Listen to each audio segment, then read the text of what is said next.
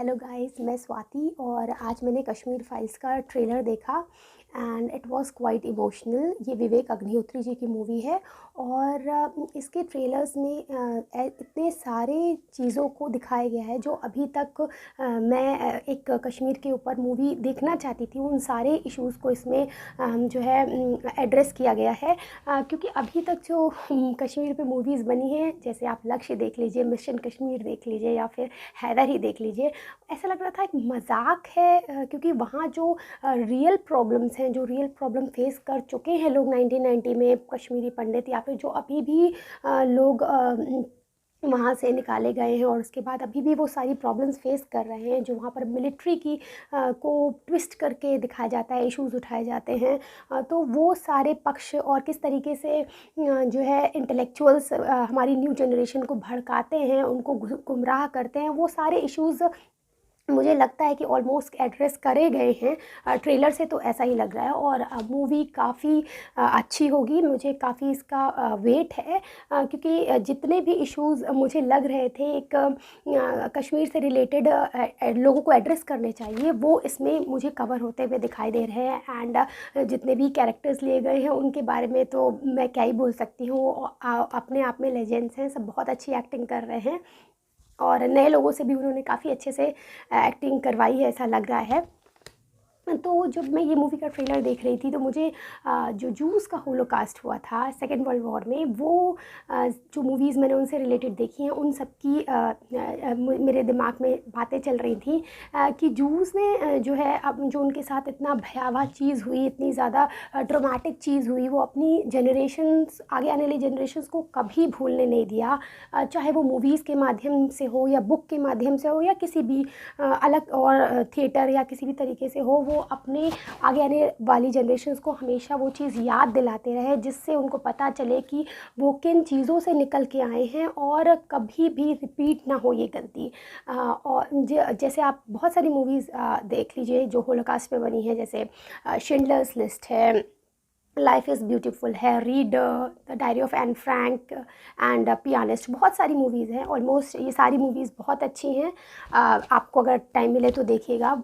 बहुत अच्छी तरीके से सब दिखाया गया है, उनकी सफ़रिंग्स एंड किस तरीके से कुछ सर्वाइवर्स भी होते हैं। तो उसमें क्या है कि जो यंग जनरेशन है वो इन सब मूवीज़ को देख के जो रियली हुआ था उसको उससे जान सकती है और दोबारा ऐसी गलती ना हो ये जो है रोक सकती है, समझ सकती है। लेकिन हमारे यहाँ जो एग्जैक्टली उसी लेवल का जो एक्सोडस हुआ कश्मीर में, उससे रिलेटेड जो भी मूवीज़ बनी वो एक मजाक सी लगती हैं और हमें नहीं, मुझे नहीं लगता है कि शायद वो चाहते हैं कि आगे आने वाली जनरेशन उस चीज़ को समझे और उस प्रॉब्लम में दोबारा ना पड़े।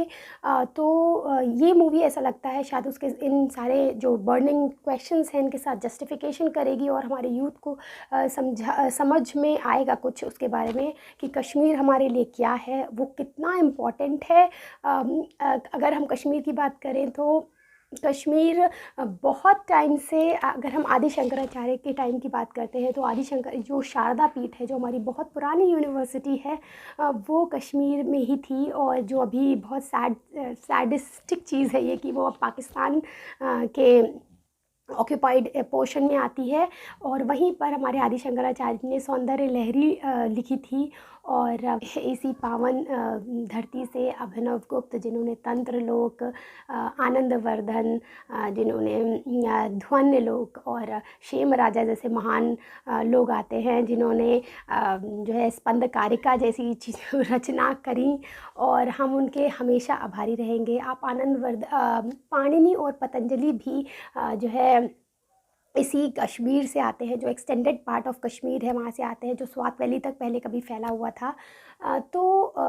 आपने पाणिनि, पतंजलि और आदि शंकरा, अगर आप थोड़ा अपने उसके सनातन धर्म या जो है वेदांत के बारे में थोड़ा बहुत जानते हैं, लिटरेचर के बारे में अपने इंडिया के, तो आप पतंजलि और पाणिनि और आदि शंकरा का तो कंट्रीब्यूशन जानते ही होंगे। जिस तरीके से आदि शंकराचार्य जी का कंट्रीब्यूशन वेदांता में है और पाणिनि जी का ग्रामर में है, उसी लेवल का कंट्रीब्यूशन आनंदवर्धन जी का पोएटिक्स में है, और जिन्होंने ध्वनिलोका का रचना करी।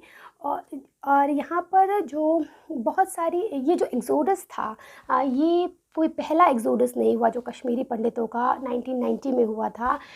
इसी तरीके से 7 बार यहाँ से हिंदू भगाए जा चुके हैं, और या तो उनका कन्वर्जन का कोशिश की जा चुकी है। ये 7वां बार था 1990 में। इसी कश्मीर को इस्लामिक आक्रांताओं से बचाने के लिए गुरु तेग बहादुर जी ने अपनी आहुति दी थी। जब औरंगज़ेब बहुत ज़्यादा लोगों को कन्वर्ट करने लगा, लोगों पर अत्याचार करने लगा, और उसे लगा वो जहाँ रूल कर रहा है, अगर बाकी सारी जगह के लोग कन्वर्ट हो रहे हैं, तो जहाँ पर वो रूल कर रहा है तो वहाँ इंडिया के लोगों को क्यों नहीं कन्वर्ट करेगा। वो पूरी इंडिया को पैन इंडिया मूवमेंट चला रहा था, जिसमें वो सबको कन्वर्ट करना चाहता था। और उसने शुरुआत करी कश्मीर से। और कश्मीर ही क्यों, क्योंकि कश्मीर उस समय हिंदुज़्म का सिरमौर माना जाता था। वहीं पर जो है बहुत सारी हिंदुज़्म से रिलेटेड चर्चाएं और संगठन और बहुत सारी चीज़ें थी। तो उसने सबसे पहले कश्मीरी पंडितों को फोकस किया। उसने सोचा कि अगर मैं कश्मीरी पंडितों को कन्वर्ट करूँगा तो धीरे धीरे लोग जो उनसे इन्फ्लुएंस्ड हैं वो अपने आप कन्वर्ट हो जाएंगे। और उन पे उसने ऑर्डर दिया कि या तो तुम येन केन प्रकारेण जाके मार के या फिर समझा के या किसी भी तरीके से कन्वर्ट करो। और जो अपने जो उनके लोग थे उससे कहा कि इतने जनेव लाओ पर डे, तुम हम जो जनेव जो हिंदू या पंडित पहनते हैं उनको लाओगे, उनको तौला जाएगा और फिर डिसाइड किया जाएगा कि तुमने कितना अच्छा काम किया है। तो इन सब चीज़ों से वहाँ के जो पंडित हैं वो बहुत परेशान हो गए, और वो गुरु तेग बहादुर जी के पास गए कि हमें इससे बचा लीजिए, क्योंकि बहुत ज़्यादा हम परेशान हो रहे हैं। क्या हमारा धर्म यहीं ख़त्म हो जाएगा, अब क्या आप यही अंत है। तो उन्होंने उनको सहारा दिया। वो प्रोटेक्टर्स ऑफ वीक माने जाते थे, और उन्होंने बोला कि अब यहाँ पर सैक्रिफाइस की ज़रूरत है, हमें एक सैक्रिफाइस करनी पड़ेगी, तभी जो है कुछ ये सब चीज़ें रुकेंगी। और उन्होंने अपना एक संदेश वाहक जो है भेजा औरंगज़ेब के पास, कहा कि अगर मुझे कन्वर्ट करके दिखाओ, अगर मैं कन्वर्ट हो जाऊँगा तो मेरे पीछे पीछे सब लोग कन्वर्ट हो जाएंगे, अपने आप हो जाएंगे कन्वर्ट, बस तुम मुझे कन्वर्ट करके दिखाओ। तो वो बहुत खुश हुआ। ये गए वहाँ पर और पहले उनको समझाया, इस्लाम की काफ़ी चीज़ें बताई, डराया धमकाया। और फाइनली वो जब गुरुजी नहीं डिगे तो उनको उसने फाइनली उनकी बिहेडिंग कर दी। तो इस तरीके की चीज़ें कुछ वहाँ पर हुई हैं। और ये सब चीज़ें हमारे यूथ को पता होनी चाहिए।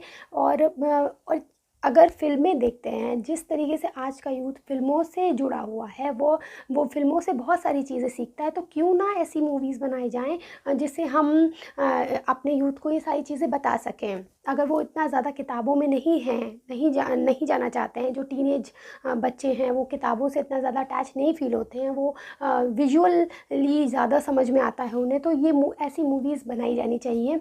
जैसे कि अगर सिकंदर बुत शिकन की बात करें, जो आपने देखा होगा, जो हैदर मूवी में एक वो मंदिर पर शाहिद कपूर जो है एक नाच रहे हैं बहुत अजीब तरीके से, तो और वो अजीब से गाने पे डांस कर रहे हैं, तो वो हमारा मारतंड मंदिर है। जैसे मुल्तान में इसी तरीके का एक मंदिर था जो तोड़ दिया गया है। कोणार्क में आपने सूर्य मंदिर सुना होगा, वही उसी तरीके का एक मारतंड मंदिर यहाँ था, और जिसको सिकंदर बुत शिकन ने काफ़ी तोड़ने की कोशिश की। उसका नाम ही बुत शिकन है।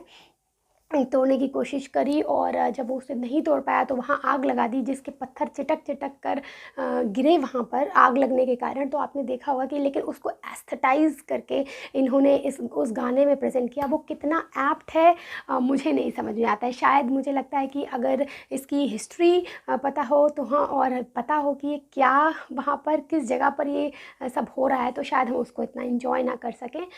तो ये पता होना काफ़ी ज़रूरी है। जैसे एक मूवी अभी आई थी जो विधु विनोद चोपड़ा की, कश्मीर पे ही मूवी उन्होंने बनाई थी, और जिसमें वो खुद कश्मीरी पंडित हैं, उनकी मदर खुद विस्थापित हैं, और एक लव स्टोरी के फॉर्म में उन्होंने अपनी मूवी प्रेजेंट करी थी। एंड वो मूवी में वो क्या दिखाना चाहते हैं वही जानते हैं। उन्होंने इतना ट्विस्टेडली सब कुछ green and everything okay, hunky डोरी सब कुछ दिखाया, ऐसा लग रहा था कभी कुछ हुआ ही नहीं ये सब।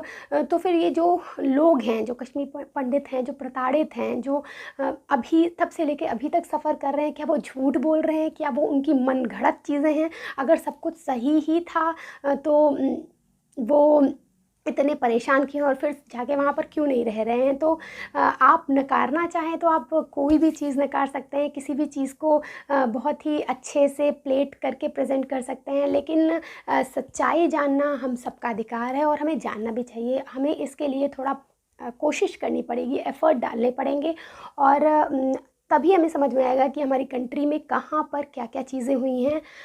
मुझे नहीं लगता है कि अभी तक जो हम लोगों ने बचपन से लेके अभी तक जो हिस्ट्री हमें बुक्स में पढ़ाई गई है, या जो बहुत ही जो बहुत ही डेप्थ की चीज़ें हैं, जिसमें बहुत कुछ है, उसको बस 1 या 2 लाइन में मेंशन कर दिया गया है।